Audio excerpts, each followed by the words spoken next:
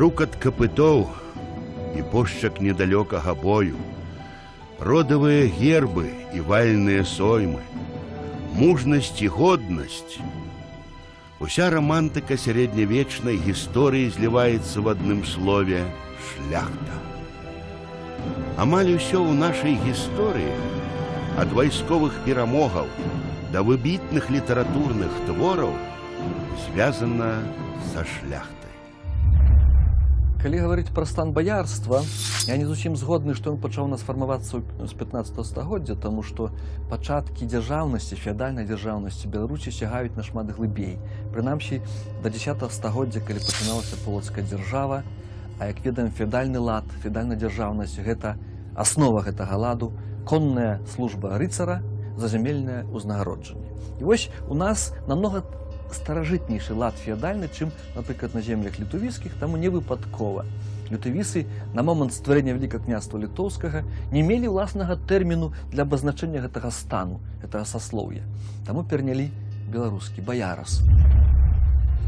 Баярын мусіў валодаць зброяй, мець каня і вайсковы рыштунак, а пры неабходнасці, як мага хутчэй, выступіць у паспалітым рушанні супраць ворага.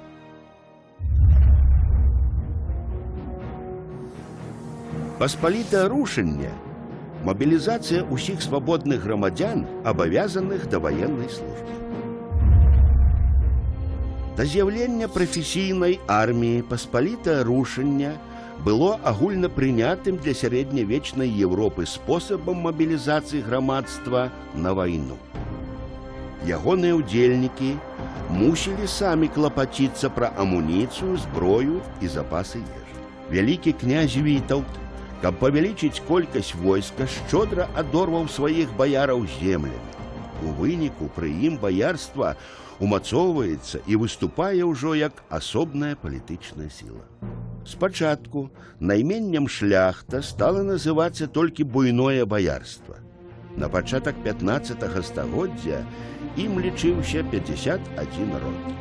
Менавіта прадстаўнікі гэтых родаў падчас гарадзельскага акту 1413 года урачыста абмяняліся прывілеямі і гербамі з прадстаўнікамі буйнога рыцарства польскага каралеўства. Але з часам шляхтай стала называцца ўсё былое баярства Вялікага княства. Слова шляхта паходзіць ад польскага шляхта, а тое, у сваю чаргу, ад нямецкага гешлехт, што азначала бітва. Менавіта наша шляхта выйгравала бітвы под Грунвальдам, под Доршай, под Кергольмом. Менавіта наша шляхта была галоўнай рухальнай сілай потым у нацыянальна-вызвольных паўстаннях у 1794, 1831, 1863 годах. Важна, што шляхецкія правы і прывілеі сталі прычынай аб'яднання элітнай часткі насельніцтва краіны. Асабіста недатыкальнасць і права распараджацца вотчыннымі уладаннямі, выезд за мяжу, выбар паслоў на сойм – усё гэта было асноўнымі правамі шляхты. Адным з важных дасягненняў шляхты было права на самакіраванне. Это азначала права выбару дэпутатаў на павятоўныя соймікі, агульнадзяржаўныя соймы, а таксама суды ўсіх узроўняў да галоўнага літоўскага трыбуналу уключна. Уся шляхта была роўнай у правах. Нават самы бедны шляхціч, які часам нават не меў зямлі і сялянаў, тэарэтычна быў роўны магнат. І тэарэтычна кожны шляхціч мог быць абраны каралём. Усё гэта сведчыла пра шырокую шляхецкую дэмакратыю. Я якраз не схільны да празмернай рамантызацыі беларускай шляхты, як стану, да ацэнкі выключнай ролі ў гісторыі Беларусі. Наадварот, я лічу, што роля шляхты ў гісторыі нашай краіны была хутчэй адмоўная, чым станоўчая. Ну чаму? Таму што шляхта пасля Люблінскай уніі першая як стан даканала канверсіі на працягу 17-18 стагоддзя у польскую культуру з культуры беларускай. Шляхта заўсёды ставіла свае маёмасныя інтарэсы вышэй за інтарэсы нацыянальныя, свае прывілеі станавыя палітычныя вышэй за культурніцкую традыцыю. У залежнасці ад таго, колькі земляў меў чалавек і наколькі важную ролю ён граў у палітычным жыцці краіны, у складзе шляхты існаваў пэўны падзел. Вышэй за ўсіх стаяла арыстакратыя, гэта вялікія паны і князі. Акрамя звычайных шляхецкіх правоў, яны былі непадсудныя павятовай адміністрацыі, а таксама выступалі на вайну пад уласнай харугвай. Арыстакратычных родаў у Вялікім княстве было каля 20. Самыя вядомыя з іх Радзівілы, Сапегі, Кейсгайлы, Аштаўты, Астрожскія, Кішкі, Алелькавічы. Ніжэй за іх знаходзілася сярэдняя і дробная шляхта, якая валодала некалькімі дзесяткамі сялянскіх гаспадарак.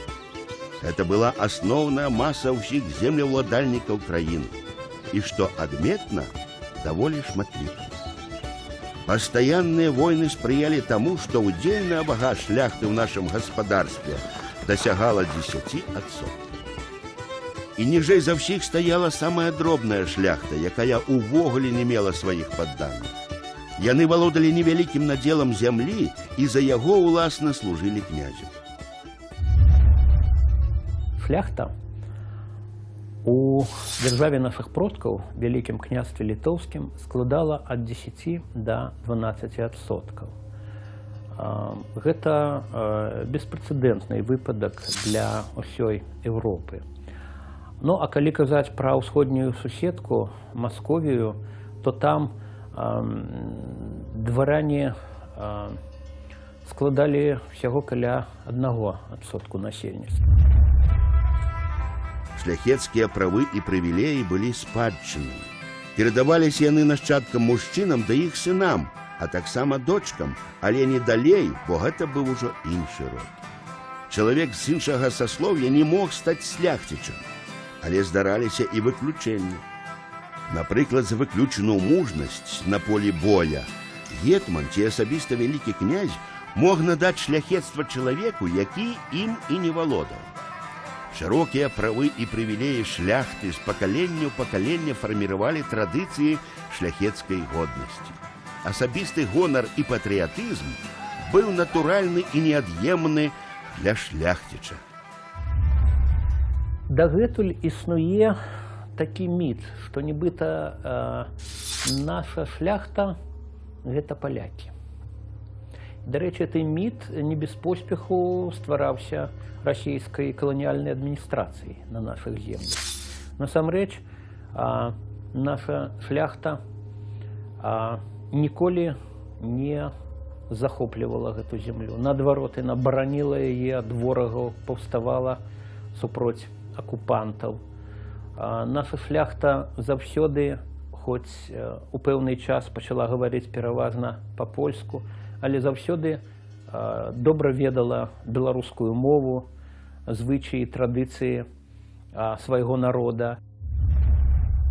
Паводле меркаванняў гісторыкаў, шляхта ў Вялікім княстве літоўскім стала той сілай, што аб'ядноўвала грамадства. Яе называюць палітычным народам нашага гаспадарства. І зараз таксама, як і на працягу ўсёй гісторыі, традыцыі шляхецкай годнасці і любові да радзімы аб'ядноўваюць найлепшых людзей нашай краіны.